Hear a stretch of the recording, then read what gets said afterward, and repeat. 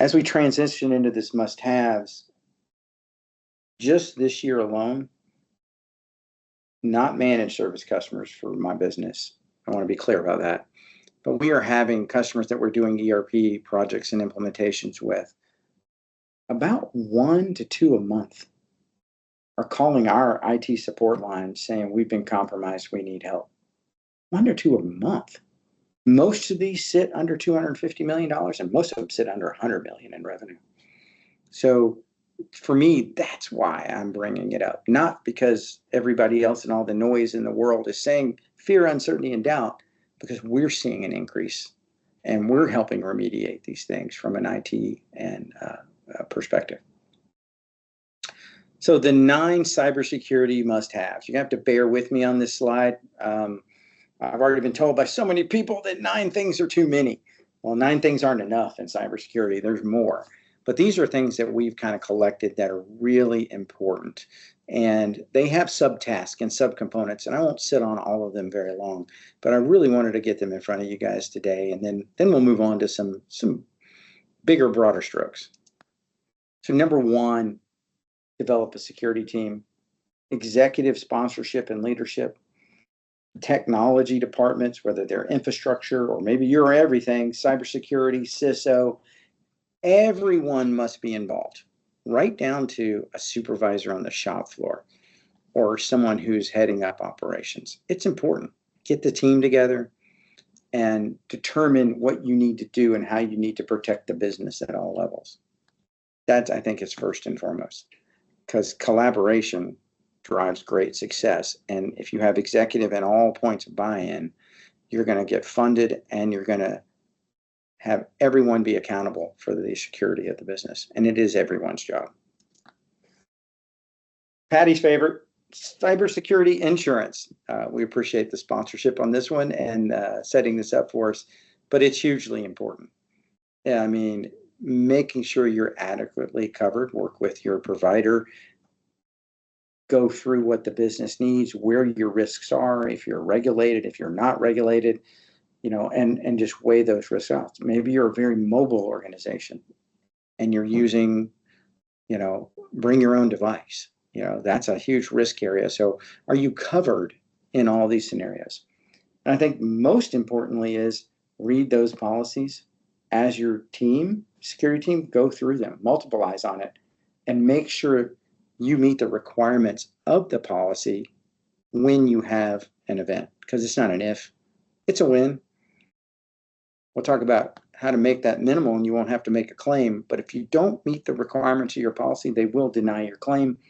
I've got a customer right now that decided they didn't want to take anyone's advice, do it their own way in a recovery, and filed the claim. And insurance said, you didn't follow our legal advice and recommendations on our policy, so we're going to deny your claim. So that's really huge and important. Email security, big duh. Protect those front ends. Patty mentioned it a minute ago. You got to filter it. You got to archive it. You got to back it up. Don't trust Microsoft to back your stuff up or Gmail. Don't trust any of that. Definitely get a third party, not hosted in the same data center in theory, cloud as Microsoft, if you're using Office 365. Make sure there's email continuity. So Office 365's gone down, right? Email, Gmail's gone down. They've all gone down.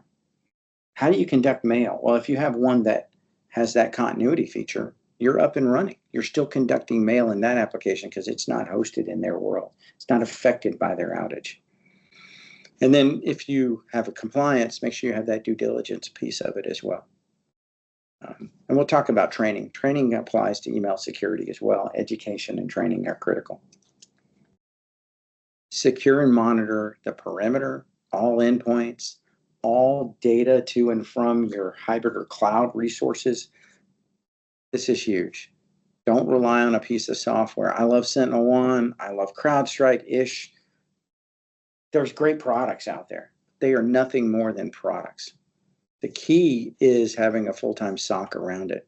And a small to mid-sized company can afford that. Enterprise companies may have that. They may also want to outsource it. So monitoring everything. Somebody said, what's an endpoint? Well, a PC, a mobile device, shop floor device, If someone's using their home computer and they work from home and they don't have a business one, shame on us if we allow that in IT. We need to have the endpoint protection and the SOC monitoring that device as well, because that's a threat. Monitor everything. But I think with that package, what you're looking for is endpoint detection response, EDR, and endpoint managed response, EMR. You're looking for the service not only detects it, contains it, remediates it, but then works with you to determine how to prevent it for the future. And almost all the big companies offer that, but it's not a manufacturing sector discussion. They're not onshore a lot of times. Sometimes they are, but they don't really have your best interest at heart. They have a billable number at heart, because not all of them do all that for free. It's not all included in your package. So it's important. And my story about that is I had a customer in Huntsville, Alabama area, and I'm out on their shop floor, and one of the young ladies, they were managed service customers, came flying up, head of customer service, I believe, and said, "Hey, my computer's gone crazy. I think I've been compromised." I said, "Well, have you called the support desk?" She said, "No." And of course, being an old IT guy, I'll walk back there with her. So I walked back to her desk. By the time we got back to her desk, the support desk and the SOC were all over it. They rolled her back. They had already determined what happened and how it had happened, and they were preparing a report to prevent it. So by the time she got back to the desk, she was ready to get back to work. That's what you're looking for. And they don't have any IT folks. We happen to be their IT folks. But that's my point. Every business needs that kind of service. So I stayed there probably way too long, but it's really important. Stay compliant. If you're a regulated industry, insurance, right? All of those things we talked about, make sure you have your list of what keeps you compliant, right? System admin, patching, upgrading, taking care of the house, doing all the maintenance, right? The routine chores. This is a huge one. In the small world, again, you're putting those fires out, you miss this a lot.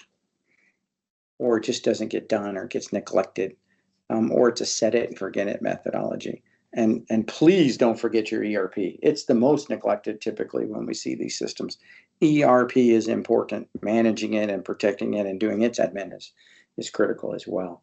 So do those things. Don't be the one where the person gets in the door because, I don't know, you're running VDI and you haven't patched the gateway server in 2 years and it's compromised. They got in, right? The gateway is not the problem. VDI is not the problem. The fact you didn't patch it, or the company didn't patch it for 2 years, is the problem. And then lo and behold, there's a domain controller. They're just standing up, no EDR, EMR on it. So magically, there they are, and the keys to the kingdom are sitting right in front of them. That's a true story. That happened. It's more common than you think. And everybody's like, it doesn't happen to me. There's a window where it can happen to all of us. Backups and disaster recovery, last line of defense. Absolutely. First thing I'm going to tell you is architect the heck out of your backups and DR. And if you're small to mid-sized guys, you can afford a DR scenario. It's not expensive nowadays. The tech is really great. But when you architect your backup, you could have the best backup software in the world. We did a multi-billion-dollar job for a customer, remediating a ransomware, multi-billion-dollar organization, sorry. And their backups weren't isolated. So they were compromised and encrypted. Now they're paying the ransom. Also test your backups. You're only good as your last restore. That's out there on the web for decades. We've all been saying it. It's true. Restore your ERP. Restore a database. Restore a transaction log and sync it back up. This needs to be part of your routine. And then password management. That goes without saying. Change your passwords often. Avoid service accounts. We have eccentric things with ERPs. We can minimize service account interactions, get rid of those shared accounts, make sure you have multi-factor. Privilege access management is amazing. If implemented properly, there are so many ways to secure the passwords on the front lines. Yeah, I get it. Painful at times. No one likes to use the app and do the multi-factor thing, but it's required. I mean, I even talked to all my friends about it. Just do it on your social media accounts. Please, for the love of God, do it on your social media accounts, right? Basics. It's just part of our makeup nowadays. So staying vigilant around passwords.